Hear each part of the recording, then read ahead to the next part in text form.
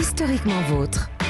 On dit Stéphane Bern, c'est l'animateur préféré des Français, il est célèbre, tout ça. Mais si vous lui enlevez ses émissions de télé et sa notoriété, qu'est-ce qui reste ? Un génie, playboy, philanthrope, milliardaire. Ah oui, mince, encore raté. Bon, Stéphane, c'est vous qui avez le mot de la fin. En 2 coups de cuillère à peau, Mathieu. Voilà une belle expression un peu datée, certes, mais efficace.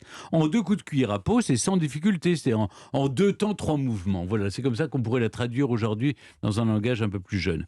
Eh bien, il y a plusieurs hypothèses... plus jeunes. C'est pas la dernière expression à la mode. Mon cousin mode. Dylan me dit souvent, ouais, en 2 temps, 3 mouvements. Wesh. Il y a plusieurs hypothèses possibles pour expliquer cette expression, et les plus plausibles ne sont pas forcément les plus savoureuses. Juste avant la Première Guerre mondiale, la cuillère à peau désigne une grosse louche qui permet de servir en une seule fois la ration complète, dans le milieu militaire ou carcéral, du soldat ou du prisonnier. D'où la rapidité et l'efficacité. Ça doit être ça, non ?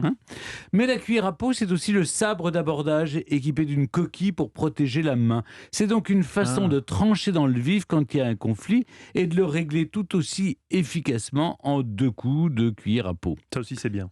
Mais j'ai gardé pour la bonne bouche la dernière hypothèse. La moins probable. Celle qui me plaît, celle que j'aime à donner. Le prince Antoine de Bourbon, descendant des Capétiens, prince du sang de la maison capétienne, avait son château à Pau. Et son épouse, la reine Jeanne d'Albret, héritière de Navarre, eh bien, a très facilement donné naissance au château de Pau à celui qui allait devenir le futur Henri IV. Et pour saluer l'exploit, je rappelle quand même que Antoine de Bourbon est mort en pissant. C'était bête, il est tombé, et voilà, il faisait pipi à un mauvais endroit. Oui.